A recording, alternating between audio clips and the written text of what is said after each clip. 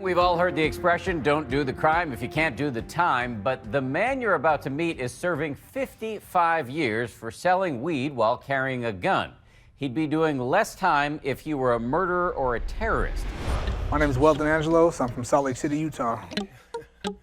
Yeah, I had two sons, and I was with their mother, and I was raising a family, feeding my kids, and working on my music career. We don't waste time, we draw proper lines. Weldon Angelos is a father of three and a record producer who has worked with rap stars like Snoop Dogg. You fizzle dizzle with a sizzle. Weldon Angelos wrote, rapped, and produced the songs here in Utah and worked with the biggest names in hip-hop. Hey, yo, Hollis, give us some of that G shit. Dad's brought Weldon, and Weldon needed some production. We ended up, seriously like creating a strong bond. My name is Muta Bill, was known as Napoleon, former member of the Tupac Outlaws. The first time I met Weldon, man, I forgot exactly how we met. I would say about 18, 19 years ago. And we hit it off and got involved in music, you know what I mean? He started his own underground record label, so he used to fly me to Utah a lot. I just love Tupac, his passion, his energy, his realness, everything about him. I spend my time in the cell, ain't living well. I know my destiny is hell, but did I fail? And Me Against the World shed so many tears. I shed plenty of tears, especially going through my ordeal I went through. Lord, I lost so many years and shed so many tears. I was selling weed at the time, I was working in music, but everything wasn't popping yet. I just started, so I got an album of Snoop getting ready to come out. But at the time, I still got to pay my bills. I got kids, so I was selling weed on the side. Eminem was on tour, so we went to go visit his group. And we were leaving there. I get this call from this guy I knew from back when I was like 15 or 16 years old. He's fresh out of prison. He's like, "What's up, man? I need to, get some weed. I'm out of jail. I'm broke. I got a family. I don't have anything going on. Can you help me?" I went and did like 3 sales for like $300 worth of weed 3 times. And that's where my federal case started. The police caught wind. They set up 3 stings, buying about $1,000 worth of marijuana from Angelos. During the deals, police say Angelos had a gun in his possession. The critical detail that made this case so extreme. He received a 55-year mandatory minimum sentence with no parole. He won't get out until he's 79. His 2 boys were 5 and 7.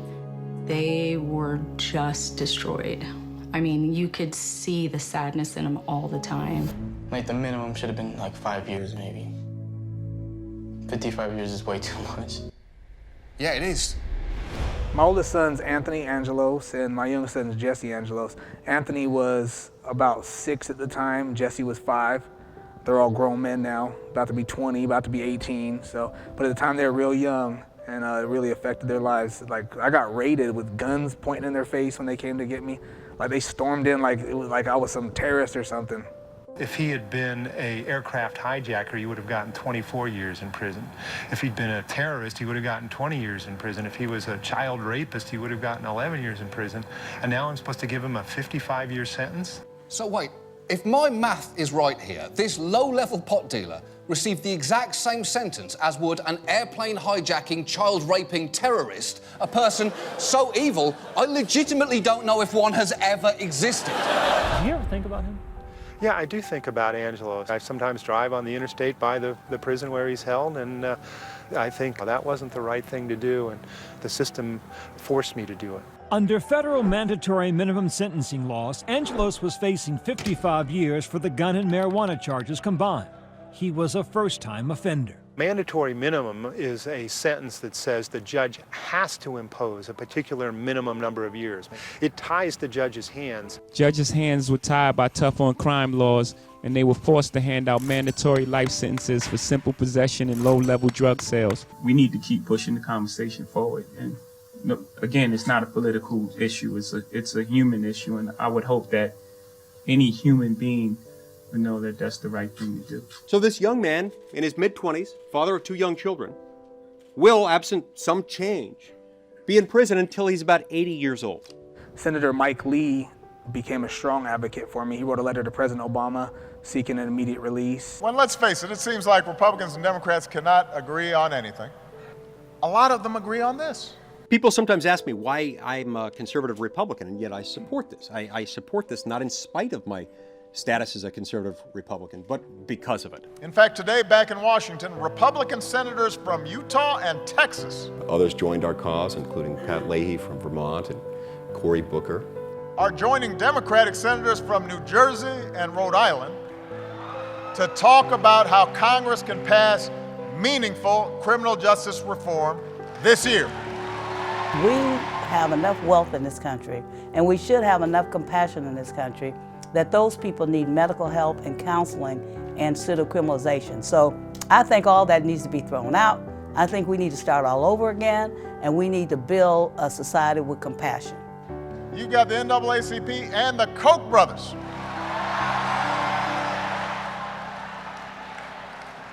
No, you got to give them credit. No, first of all, I'm not a Republican. I'm not partisan. What I'm after is a society that maximizes peace, mutual respect, and well-being for everyone. And I look at everything that way. And I may be wrong on my judgment on what will, but that's my approach.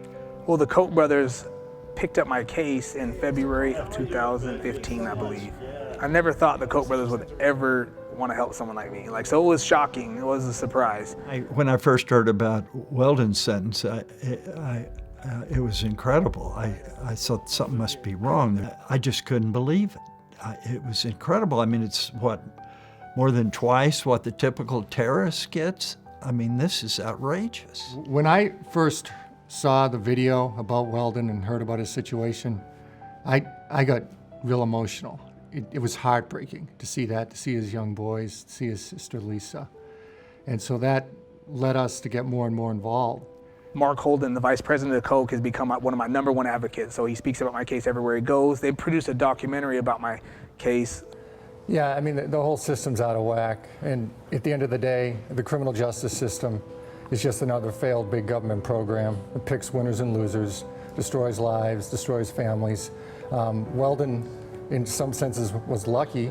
He had a lot of people pulling for him and was able to get out. But there's hundreds, if not thousands, of others in prison still, nonviolent, low-level offenders. And that's why we're involved in trying to reform the system from top to bottom. So 2.2 million number of Americans behind bars, 50% is of federal prisoners serving time for drugs, and $80 billion, the amount that taxpayers pay each year, separated from your family for a low-level offense for up to 55 years. What were you thinking in all the years that you were locked away? It was a nightmare. I mean, the whole time was just torturous, knowing that I could spend the rest of my life in prison.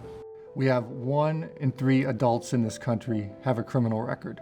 To put that in perspective, there are as many adults with a criminal record in this country as there are adults with college degrees. Throughout our history, whether that starting with eliminating slavery, the civil rights movement, the women's movement, gay rights movement, all these movements, they succeeded because large groups of people decided this was an injustice.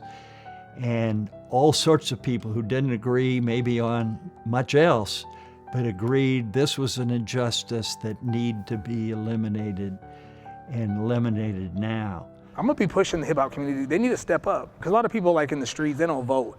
But if you got your favorite rapper telling you to go vote, you're gonna go vote.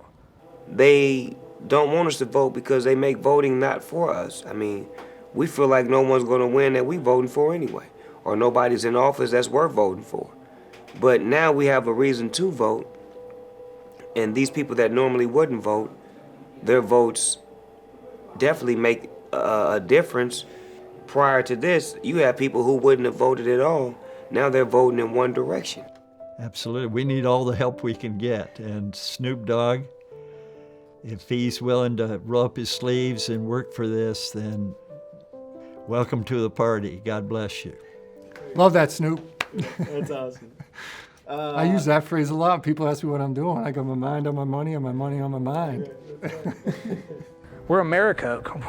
You know what I'm saying? We have more people in prison than the rest of the modern world, and that's not America to me. So that's what I want to do. I want to reform the system, and whatever I can do to help, I'm going to do it.